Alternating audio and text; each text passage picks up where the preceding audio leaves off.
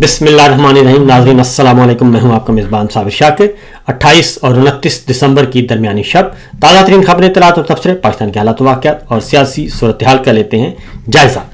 पहली खबर है लाहौर से। वज़ीर आला खैबर पख्तूनख्वा सोहेल खान अफरीदी इमरान खान साहब की हिदायत पर स्ट्रीट मूवमेंट का आगाज़ कर चुके हैं और उनका पहला पड़ाव था लाहौर में। 3 दिन उन्होंने क़याम किया और 3 दिन क़याम करने के बाद वो वापस पेशावर पहुंच गए हैं। इस दौरे की कुछ मज़ीद तफसीलात, आखिरी दिन उन्होंने क्या किया और किस किस से मुलाकात की, उसके बारे में आपको आगाह करेंगे। और साथ ही साथ तफसीली मुलाकात हुई सोहेल खान अफरीदी की वहाँ के मीडिया पर्सनस के साथ, रिपोर्टर्स के साथ, बीट रिपोर्टर्स उनके साथ हुई, और एंकर्स थे, यूट्यूबर्स थे और ब्यूरो चीफ्स थे, यानी कि तमाम जूनियर सीनियर जर्नलिस्ट एक ही सफ में खड़े हो गए। महमूद अयाज उनसे तफसीली नशिस्त की और इस तरह की महफिल और इस तरह की नशिस्त जो है वो लाहौर के मीडिया को वज़ीर आला पंजाब मरीम नवाज साहिबा के साथ कभी भी उनको नसीब नहीं हुई। उसकी रीज़न ये है कि वहाँ पे बुलाया जाता है मनपसंद लोगों को, लाइक माइंडेड को, जो सिर्फ उनकी ज़ुबान बोलें, उनके मफादात, उनका नैरेटिव और उनकी बल्ले बल्ले करें, इसके अलावा किसी को नहीं बुलाया जाता। बहरहाल वज़ीर आला खैबर पख्तूनख्वा से मुलाकात हुई और तमाम के तमाम जो जूनियर बीट रिपोर्टर से लेकर एंकर पर्सनस तक, ब्यूरो चीफ तक, सबको एक ही नशिस्त में बुलाया गया और सोहेल खान अफरीदी साहब ने दिल खोल कर उनसे सवाल पूछे और फिर उनके जवाबात भी दिए। मेरी बात हुई मुख्तलिफ जर्नलिस्टों के साथ, हमारे उसमें बहुत सारे अपने दोस्त मौजूद थे, उनसे बात हुई तो मैंने कहा ज़रा तफसील बताइएगा कि क्या मामला हुआ और क्या तासुर क्या है। तो उन्होंने कहा जी कि उनके जो मुखालिफिन हैं, इवन पीटीआई के मुखालिफिन जो सहाफ़ी हैं, वो भी हैरान रह गए कि वज़ीर आला खैबर पख्तूनख्वा सोहेल खान अफरीदी ने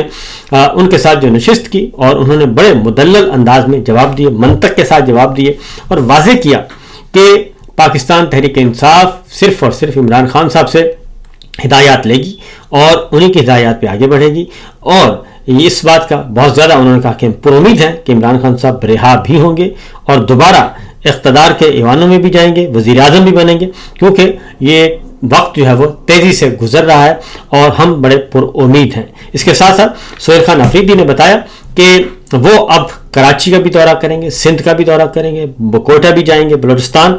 और अब वो निकलेंगे और पूरे लोगों को, आवाम को मोबिलाइज करेंगे, पार्टी को मुतहर्रिक करेंगे और इस सिलसिले में जो है वो जिस हद तक भी इमरान खान साहब की हिदायत हैं उन पर अमल किया जाएगा। इसके साथ साथ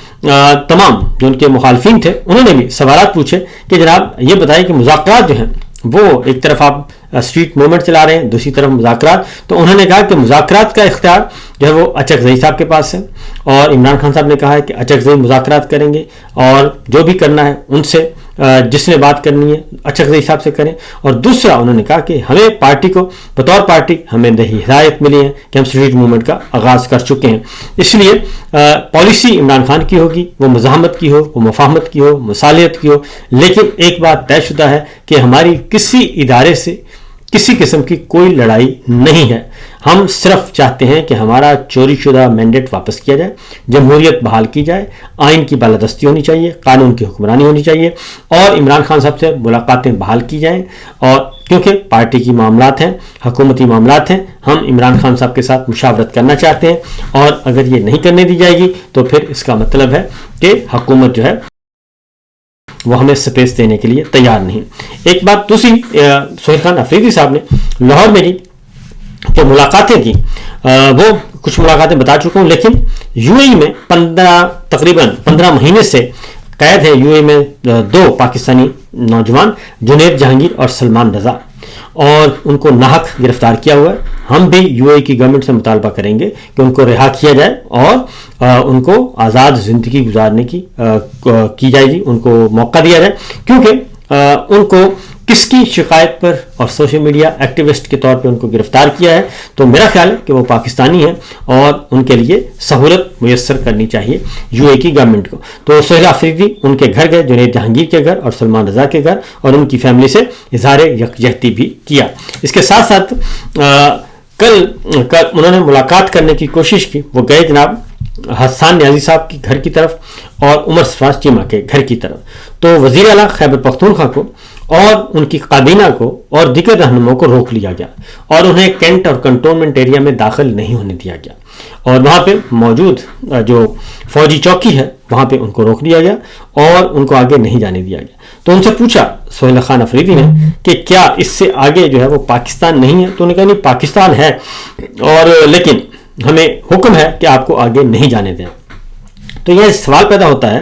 کہ پھر 9 مئی کو یہ کیسے ممکن ہوا کہ 9 مئی کو کینٹ ایریا میں، کنٹونمنٹ ایریا میں اور سب کچھ توڑ پھوڑ ہوتی رہی، سب کچھ ہوتا رہا، لوگ آتے رہے، جاتے رہے، شر پسند پھرتے رہے، گاڑیاں توڑتے رہے، آگ لگاتے رہے، تو وہ سب کچھ کیا تھا؟ اور اس دن یہ سیکورٹی کہاں تھی؟ کیونکہ اگر ایک صوبے کا وزیر اعلیٰ کنٹونمنٹ ایریا میں، کینٹ ایریا میں نہیں جا سکتا، اور حالانکہ وہ ایک چیف ایگزیکٹو ہے اور وہ ریاست کہلاتا ہے،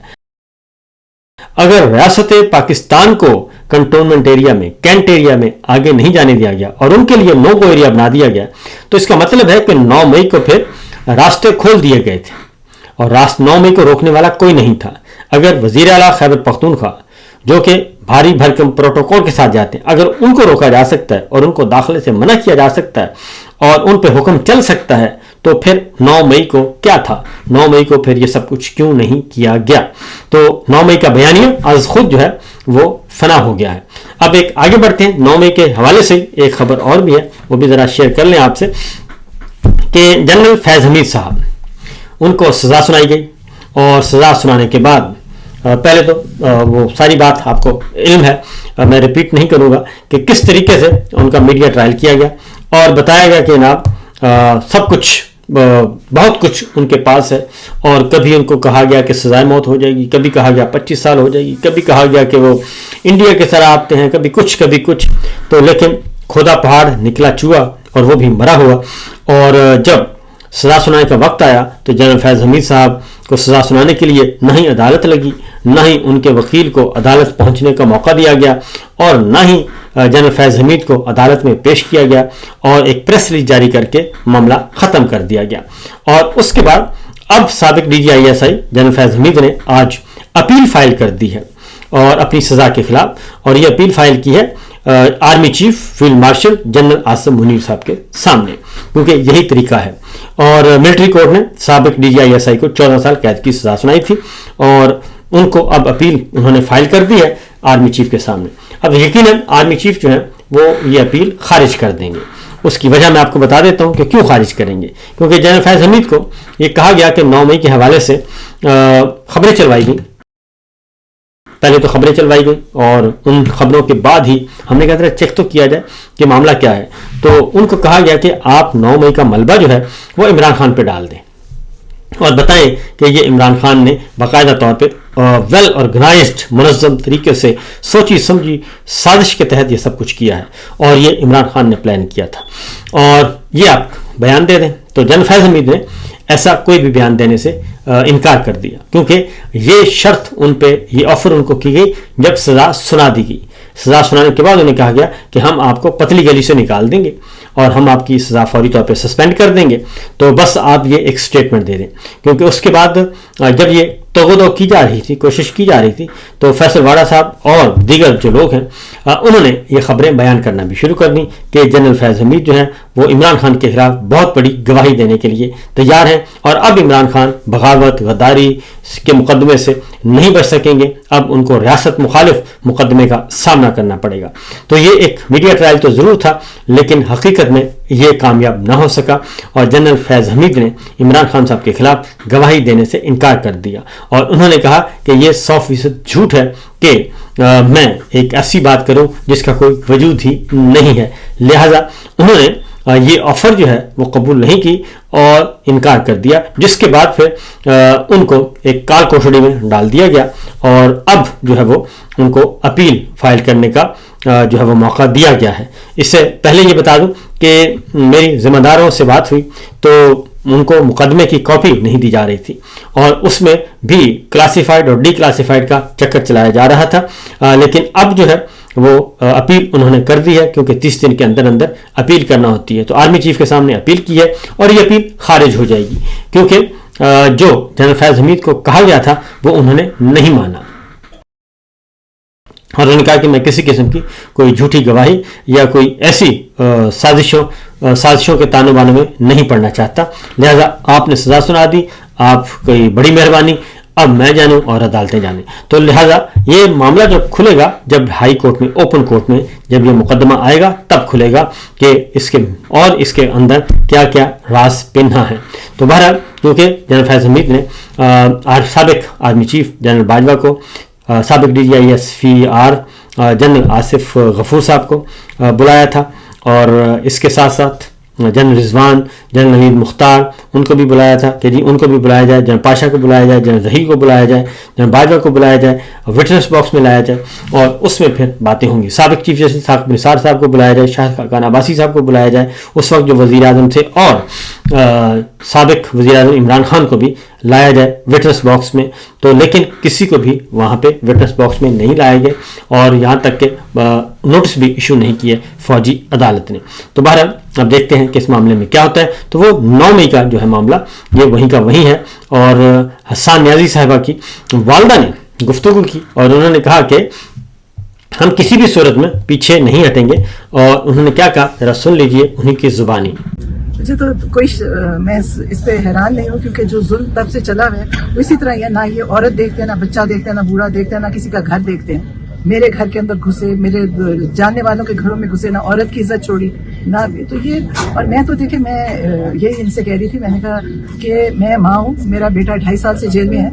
اور ابھی تک کوئی قصور نہیں بتایا کہ کس چیز کی سزا ہے۔ سزا دے دی ہے، ان کو نہیں پتا دی کس وجہ سے ہے، کوئی انہوں نے ہمیں نہیں بتایا۔ اور ملٹری کیا ہے، ملٹری بھی پاکستان کی ملٹری ہے، ان کو ہمارے سے رابطہ کرنا چاہیے، بتانا چاہیے۔ وہ جیل میں ہے، نہ ان کے پاس رائٹ آف اپیل ہے، نہ رائٹ آف بیل ہے۔ اب وہ جیل میں پڑے ہیں، ان کو کچھ نہیں پتا کہ ہم نے کیا کرنا ہے ان کے ساتھ۔ تو ہم تو اس چیز کے اوپر سوچتے ہیں، اور میں تو ان کو یہ کہہ رہی تھی، میں نے کہا میرا تو سوچتی ہوں جتنی ہم مزاحمت کر سکیں ہم کریں، ہم اس کا مقابلہ کریں، ورنہ یہ ظلم ختم نہیں ہوگا۔ اس کو ہم سب کو مل کے اس کا مقابلہ کرنا چاہیے۔ تو دیکھیں، ظالم تو ڈرپوک ہی ہوتا ہے، ظالم ڈرتا بھی ہے، کیونکہ ظالم کو پتہ ہے اس کے اوپر واپس آئے گا یہ سب کچھ۔ تو سب کو چاہیے اب اس کا مقابلہ کریں، ان سے ڈرنے کی یا گھبرانے کی ہمیں کسی کو بھی ضرورت نہیں ہے۔ یہ خوفزدہ ہیں تبھی یہ کریں، ورنہ یہ میرے گھر آ جاتے تو ان کا کیا ہو جانا تھا، کچھ بھی نہیں۔ لیکن یہ ہر چیز سے ڈرتے ہیں، میرا نہیں خیال یہ سو بھی سکتے ہیں، کیونکہ ان کو خوف اتنا ہے کہ ان کو لگتا ہوگا کہ ہمارے ساتھ اب لوگ کیا کریں گے۔ جب ظلم کیا تو ان کے ساتھ ان کا تو بہت برا انجام ہوگا انشاءاللہ۔ تو نورین نیازی صاحبہ تھی، حسان نیازی صاحبہ کی والدہ ہیں، تو بتا رہی تھی۔ تو معاملہ کچھ ایسا ہی ہے کہ ایک تو آپ نے غیر قانونی غیر آئینی طور پہ سزائیں سنا دی، ایک فالس فلیگ آپریشن 9 مئی کے چکر میں، اور اس کے بعد سزائیں سنانے کے بعد اگلا ظلم یہ ہے کہ ان کو رائٹ آف اپیل نہیں دے رہے، اس سے اگلا ظلم یہ ہے کہ آپ ان کو رائٹ آف بیل بھی نہیں دے رہے، یعنی کہ ضمانت پر رہا بھی نہیں ہونے دے رہے، اور ان کو سول جیلوں میں رکھا ہوا ہے، لیکن وہ فوج کی تحویل میں ہے۔ تو یہ از خود ایک بہت بڑا جو ہے وہ تکلیف دہ اور ظلم ہے، یہ تکلیف دہ نہیں ظلم ہے معاملہ، کیونکہ ایک طرف آپ کہتے ہیں کہ ریاست طیبہ اور ریاست پاکستان ایک ہی چیز ہے، تو یہ ریاست طیبہ میں یہ کچھ نہیں ہوتا، اتنا ظلم نہیں ہوتا کہ آپ جھوٹے مقدمات میں بے گناہ لوگوں کو سزائیں سنوائیں اور اس کے بعد پھر مزید ان پہ ظلم کریں کہ ان کو انصاف بھی مہیا نہ کریں، یہ ممکن نہیں ہے۔ اگلی خبر ہے مرزا محمد علی جہلمی صاحب کی، نامور اسکالر ہیں اور ریٹائرڈ سول سرونٹ ہیں، انجینئرنگ کی ہوئی تھی۔ تو وہ پچھلے دنوں ایک توہین مذہب کے، توہین رسالت، توہین مذہب کے جرم میں ان کو جانا پڑ گیا اڈیالہ جیل میں۔ اب وہ رہا ہو گئے ہیں ضمانت پر، اور ان کو مبارکباد۔ اور واپس آ کے انہوں نے ایک انٹرویو دیا ارشاد بھٹی صاحب کو، اور اس میں ان کا جو انٹرویو کا پورا مغز ہے، اور وہ یہی ہے کہ عمران خان صاحب جو ہیں وہ بہت ہی پرباش زندگی گزار رہے ہیں اڈیالہ جیل میں، اور ان کو 1 چکی نہیں 6 چکیاں دی ہوئی ہیں۔ تو میں آپ کو بتا دوں کہ 6 چکیاں نہیں ہیں، وہ 1 چکی ہے، اور باقی چکیاں خالی پڑی ہیں، کیونکہ اس کے بعد ان کو 1 چکی میں بند کیا ہوا، وہی جو ڈیتھ سیل کال کوٹڑی نظر آتی ہے 6 بائی 8 فٹ کی، اور اسی میں ان کو قید رکھا جاتا ہے۔ باقی تینوں چکیاں جو ہیں، وہ باقی 5 چکیاں وہ خالی پڑی ہیں، اور وہ وہاں پہ، اور وہ بھی اسی طرح کی چکیاں ہیں جیسی کہ ان کی اپنی کال کوٹڑی ہے۔ تو پہلی بات تو یہ ہے، یہ جو کہا جاتا ہے کہ جناب، تو اس کے علاوہ اس پورے ایریا کو جو ہے وہ سخت سیکورٹی حصار میں رکھا ہوا ہے۔ ظاہر ہے ایک چکی جو ہے یا ایک کار کوٹھڑی جو ہے وہ الگ سے نہیں ہوتی، بلکہ وہ 2 4 4 6 ایک برآمدہ ٹائپ ہوتی ہے، اس کے آمنے سامنے بنی ہوتی ہیں. تو یہ مرزا صاحب نے یہ باہر آ کے جو نقشہ پیش کیا ہے اس میں انہوں نے کہا کہ دیسی گھی کی خوشبو آتی تھی، اس طرح کی باتیں بھی کی ہیں. تو یہ اس کو ارشاد بھٹی صاحب نے ان سے کافی سوالات کیے ہیں. تو بنیادی جو سمجھا مطمع نظر ان کا نظر آتا ہے وہ یہی ہے کہ باہر جا کے بتایا جائے کہ جناب میں خود عمران خان کے ساتھ والی چکی میں گرفتار تھا، وہاں پہ اریسٹ تھا، تو میں نے وہ چیزیں دیکھی. پھر انہوں نے کہا کہ وہ جو مشقتی جاتا تھا کہ ان کے مشقتی سے وہ کرکٹ کی باتیں کرتے تھے. پھر ایک بات انہوں نے ایڈمٹ کر لی کہ جی 4 نومبر کے بعد میں نے ان کی آواز نہیں سنی، اور 4 نومبر کے بعد کوئی ہم نے نہیں دیکھا اور پوچھا بھی نہیں. تو یہ ہے اصل معاملہ کہ ان کو قید تنہائی میں جب رکھا گیا ہے تو اس کا قید تنہائی میں ہی ان کو اصل میں تکلیف دی گئی ہے، عمران خان صاحب کو، بشرا بی بی کو بھی اور عمران خان کو بھی. تو 4 نومبر پورے کا پورا نومبر کا مہینہ جو ہے ان کو اریسٹ رکھا گیا اور قید تنہائی میں رکھا گیا. اور اس کی وجہ یہ تھی کہ 26 نومبر آ رہا تھا اور ان کا خطرہ تھا کہ 26 نومبر کو بہت بڑی کال نہ دے دی جائے، اس لیے بھی یہ سب کچھ کیا گیا. اب دسمبر بھی گزر گیا اور ابھی بھی ان کی ملاقات نہیں ہو رہی. تو بہرحال مرزا جیل صاحب جو ہیں ان کے اعمال ان کے ساتھ بہرحال انہوں نے جو وہاں پہ دیکھا وہ اپنے انداز میں انہوں نے بیان کرنے کی کوشش کی. اگلی خبر ہے جناب، اور وہ ہے ایمل ولی خان، ANP کے سربراہ، صوبائی سربراہ ہیں، اور انہوں نے کہا کہ جی نجکاری کے نام پر فوج کاری ہو رہی ہے اور پرائیویٹائزیشن نہیں، انہوں نے کہا کہ پرائیویٹائزیشن نہیں ہو رہی بلکہ ملٹرائزیشن ہو رہی ہے، اور PIA 10 ارب کا ڈرامہ رچا کر فوجی فرٹیلائزر کو لے کر جا رہا ہے اور ہم ایسی نجکاری کو مسترد کرتے ہیں. یہ انہوں نے ایمل ولی خان نے پشاور میں خطاب کیا ہے، اور ایک بار پھر انہوں نے field marshal general Asim Munir صاحب اور حکومت کو آڑے ہاتھوں لیا ہے اور پرائیویٹائزیشن کو ملٹرائزیشن کا نام انہوں نے دیا ہے اور نجکاری کو انہوں نے فوج کاری کہا ہے. اور اس کی وجہ اس کی بیک گراؤنڈ آپ کو بتاتا چلوں کہ اس کی بیک گراؤنڈ میں یہی بات کی جا رہی ہے کہ RF حبیب جو ہے ان کو آرمی چیف عاصم منیر صاحب نے بلا کر کہا کہ آپ PIA لے لیں، اور انہوں نے پھر PIA لے لی اور ان کو PIA دے دی گئی. تو جب PIA دے دی اور انہوں نے لے لی تو اس کے بعد پھر اب جو ہے وہ فوجی فرٹیلائزر جو ہیں ان کے پارٹنر بن گئے. فوجی فرٹیلائزر جو ہیں ان کو GHQ وہ جو ہے ڈیل کرتا ہے، فوجی فاؤنڈیشن کے انڈر آتے ہیں. تو اس لیے یہ از خود جو ہے معاملہ سارے کا سارا جو ہے وہ بنتا جا رہا ہے متنازع. اور اگلی خبر ہے جناب، شاہد خان کا نواز صاحب سابق وزیر اعظم ہیں اور اندر کے حالات جانتے ہیں، اسٹیبلشمنٹ کو بھی جانتے ہیں. تو انہوں نے کہا کہ پہلا فارم 47 جو ہے وہ فاطمہ جناح کے خلاف استعمال ہوا تھا، اور فاطمہ جناح کو ہرانے کے لیے اور ایوب خان کو جتوانے کے لیے جعلی فارم 47 پہلی دفعہ فاطمہ جناح کے خلاف استعمال ہوا، کیونکہ فاطمہ جناح الیکشن جیت چکی تھی محترمہ، اور لیکن ان کو ظاہر ہے ہروانا تھا، ہروا دیا، اور جنرل ایوب خان صاحب کو صدر بنانا تھا، ان کو بنا دیا گیا. اگلی خبر ہے وہ ہے جناب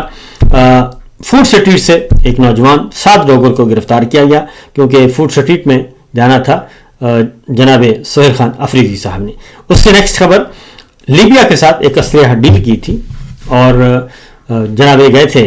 فیلڈ مارشل عاصم منیر صاحب اور لیبیا کا دورہ کیا تھا، اور واپس آ کے بتایا تھا کہ $4 ارب کی کوئی معاہدہ ہوا، دفاعی معاہدہ ہوا اور لیبیا ہم سے اسلحہ خریدے گا. لیکن بعد میں پتہ چلا کہ وہ جن فیلڈ مارشل کو ملے ہیں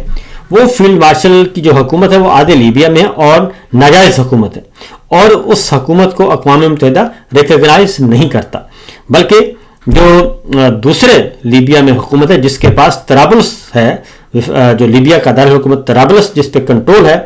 وہ اصل حکومت ہے اور اسی کو اقوام متحدہ ریکگنائز کرتی ہے. تو یہ از خود ایک بہت بڑی حیران کن بات تھی کہ فیلڈ مارشل جناب عاصم منیر صاحب ایک ایسی حکومت کے پاس اور ایک ایسے فیلڈ مارشل کے پاس کیوں گئے اور کیوں ملاقات کی جن کا اپنا وجود ہی ناجائز تھا اور ان کو اقوام متحدہ تسلیم بھی نہیں کرتی، اور جو تسلیم نہیں کرتی تو $4 ارب کا جو معاہدہ ہے وہ کیسے ہو گیا اسلحے کا. اب جو خبریں آ رہی ہیں وہ یہی کہ جی لیبیا کے جو ہیں مفتی اعظم انہوں نے ایک باقاعدہ طور پہ فتویٰ دیا ہے اور انہوں نے اس ڈیل کو गैर शरई, गैर अखलाकी और गैर कानूनी करार दे दिया है। और उन्होंने कहा है कि जो हुकूमत लीबिया के खिलाफ खड़ी की गई है और जिसको लीबिया खुद तस्लीम नहीं करता, उसके साथ पाकिस्तान का मुआहदा जो है, दिफाई मुआहदा, ये गैर अखलाकी है और ये नहीं होना चाहिए। और इस सिलसिले में उन्होंने आवाज़ बुलंद की है। इसके साथ साथ जी जो मामला है शहजाद अकबर साहब वाला, वो मैं आपको बताता चलूँ, अपडेट साथ साथ देना ज़रूरी है कि शहजाद अकबर साहब का मामला तहकीकात आगे बढ़ रही हैं और खामोशी से आगे बढ़ रही हैं। और शहजाद अकबर साहब जो हैं वो मंगल के रोज़ उन्होंने दोबारा जो एहतजाज होगा पाकिस्तानी हाई कमीशन के सामने लंदन में, उसमें शिरकत का ऐलान भी कर दिया है। और उन्होंने कहा कि वो शिरकत करेंगे, भरपूर शिरकत करेंगे और अपनी आइनी जमहूरी जो हक है वो इस्तेमाल करेंगे और अपना पॉइंट ऑफ व्यू देंगे। तो बहरहाल जी मामला रुक नहीं रहा, मामला आगे की तरफ बढ़ता जा रहा है। फिर वक्त इतना ही, इजाज़त दीजिए, अल्लाह हाफिज़।